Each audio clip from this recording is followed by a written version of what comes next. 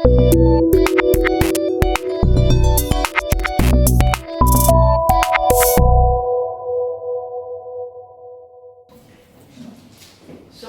hello, disciples.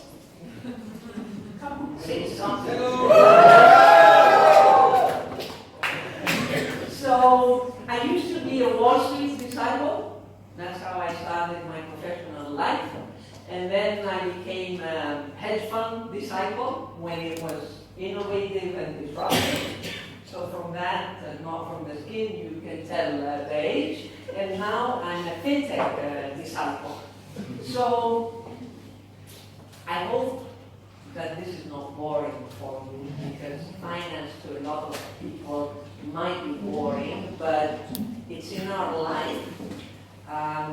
It's intertwined, although the way it's been serviced, it's always been serviced out of a castle, basically, and we know the reasons that it was served out. It's being served out of castles.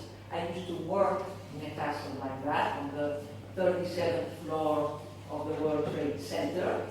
That was a castle of the time, and it was all white men with suits and ties, and pretty much it stayed like that because money is serious business, so it has to be done in forts and within castles. And what has happened in the last 10 years is that technology came around, it's become very cheap, and there's abundance of money because of quantitative easing in all the West.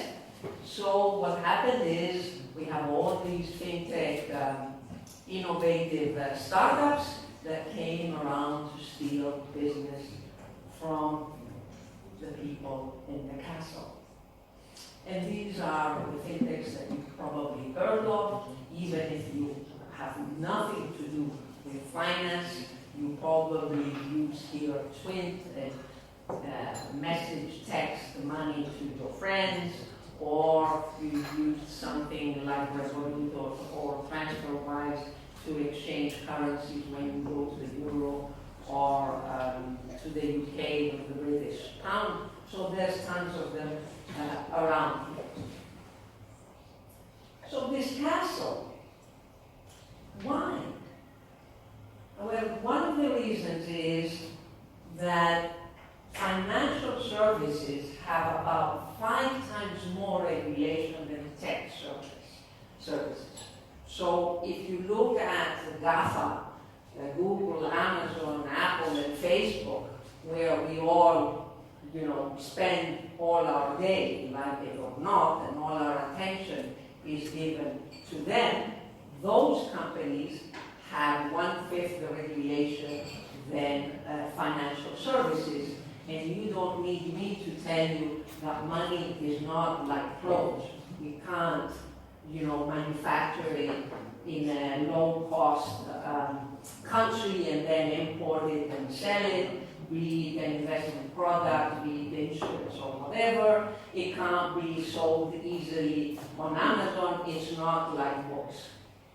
The one thing that I want you to realize, and that often we don't think about, is that financial services suffer from a disconnect between the quality of the service and the price.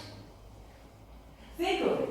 When I go and buy a designer dress and I pay whatever, $2,000 or $3,000, there's no disconnect of the quality of the product and the price. When David buys his Porsche, his next model, and pays for it, right? There's no disconnect between the product that he's getting, the quality of the product, and the price. Financial services, the stuff that's manufactured and sold and distributed from those castles, there is a huge disconnect between quality of the service, be it an investment product, be it insurance, be it whatever it is, and trust. It always has been like that, and it's getting worse. The world that we live in, all of us, like it or not, is this world on the left. It's the GAFAs of the world. It's the internet, a digital economy, a sharing economy. And one of the best examples comes from the East. I'll just mention Alibaba. There's many more that introduced the Internet of Finance, and you have an e-commerce company running one of the biggest money market funds in the world in the billions of dollars. That's the kind of world that we live in. And on the other hand, there's a complete disconnect with financial services that are in that castle. We go visit them when we have to do a transaction. They sell us products like insurance companies. It's always been like that. Somebody knocking on your door and saying, you need this. You need this mutual fund, you need that other service. And the only thing that's changed is these mice that have stolen business from financial services or have taken up business that the banks did not want to do. Now, these little mice, with the technology, well-funded for the most part, what they have done is, they've done it in a different way. They've done it much more like GAFAs do. They try to get you where you are. They try to get your attention. So, if you're shopping at H&M and you buy a dress that costs $29.02, the change can go in your digital wallet in Accords automatically, and that accumulates and gets invested. If you want to trade the stock and you're on Stock Tweets, which is a messaging platform where people talk about what's, a good opportunity, whether we should buy Uber now that they dropped it because they've lost the license in the UK and so on, you can buy it for free through Robinhood. If you don't know how to trade, you can go on to eToro, it's a social trading platform, and copy others that are successful. This is a completely different way of doing business. Now, this is what's happening to the castles. They are there, they're used to serving and distributing products, but nobody wants grandpa's tools anymore, right? People want the apps and the contemporary tools. So, what has happened in this world is that initially there was a war between the guys with the suits and the ties, I don't know David, and the other guys with the t-shirts and the hoodies, right? But what happened on the way is that the mice, with their aggressiveness, they reduced the prices of everything. They commoditized services. They commoditized products. And then they realized that it's actually quite expensive to acquire customers. And they said, you know what? We better stop the war and we better collaborate with the people in the castle. And so we're in a stage now that there's this collaboration and we are having a rebundling of services. So the stuff that was sold by these fintechs, the little apps here and there and the services, now are also sold at banks on platforms and so on. Because basically we realized that what Alibaba's doing in the West, which is really a platform where you do everything. You do your shopping, you do your banking, you do your loans, you do your insurance, you do everything. That's the only viable business. I'm not going to pass it over to William. Okay? So I have tons of examples of these cases where fintechs partner together to get a platform. These are examples where you have a phone company with a technology company, where you have a mortgage provider partnering with the bank. There's all sorts of examples. I'm not going to bore you because I can tell that you're not into this business. There's examples of the people in the castles, the traditional banks like Goldman Sachs and BNP Paribas and ABN AMRO, also partnering and forming platforms. Really, what's happened is that the margins have been squeezed. We've got products that are close to zero. So the disconnection that I spoke about before between the quality of the product and the service in finance and price is solidified 100%. It's staying with us forever.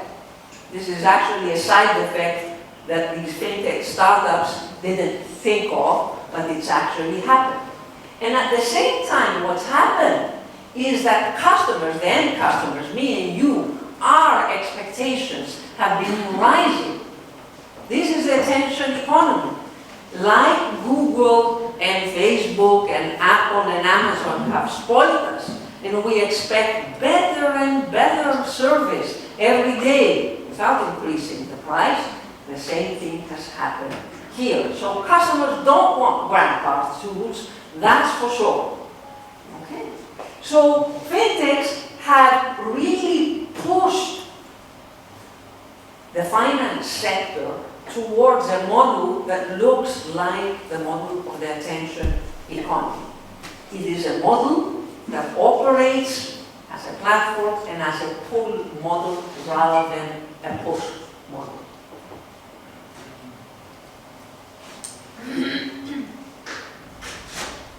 And these are just some examples to share with you so you know all over the world. The most prominent of these examples come from the East because they basically, for other reasons, because they didn't have the regulations. Remember, we said in the West we have 5 times more regulations than big tech companies, and in the East, Ant Financial of Alibaba, WeChat of Tencent didn't have to face these regulations, and that's why they were able to build these businesses. That's one of the main reasons. But there's other areas, Nubank from Brazil, Tangerine from Canada, and BBVA and Revolut. They're all companies that are examples of this revolution. And I'd like to spend 2 minutes, without boring you, looking behind the scenes, what's going on in these castles. Anybody that understands a little bit about financial services thinks of the business in sort of 3 main areas. There's the back office, where settlement and batch processing and reporting happens. There's the middle office, and then there's the front office. And of course, we've done a lot of tech sort of upgrading or digital transformation, however you want to name it, depends on the degree and whether it's window dressing or not. We have had transformation mainly in the front part of the business by having smart apps and chatbots and voice messaging and all sorts of content to help the customers. Now, what I see happening now is through these platforms that were sort of the transformation that the fintechs pushed, we have the front office turning into the attention economy and to a full operational model.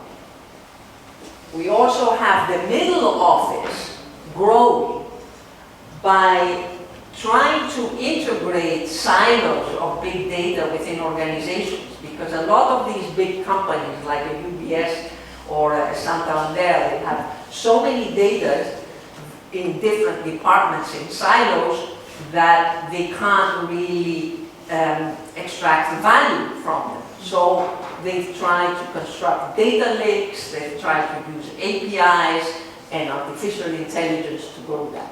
And then in the back office, the transformation that we're seeing is through blockchain, I couldn't avoid the word, and distributed ledger to try and move away from batch processing to real-time processing. And all these are happening to certain degrees. So it's kind of, I'm giving you a picture, some of these are closer and some of them are really distant, and they are potential use cases. So basically I want to leave you with the fact that on the front office, what you see as end customers, what we all see as end customers, is a transformation towards the attention economy and towards a pull model. There's a lot happening in the market. Some of you might have heard that Google is looking to have a partnership next year with Citibank and the Stanford Credit Union to offer a current account. It's not clear how the branding will be, but it gives you also evidence of that type of transformation that is going on. So expect these castles to come down completely and expect to have this invisible kind of finance in our life and in our society, and it will blur and become part of the attention economy as we know it. And there is no getting away from this, really. We cannot escape from this. We can turn it off for a little bit, but we cannot escape. So I want to leave you with this piece of music.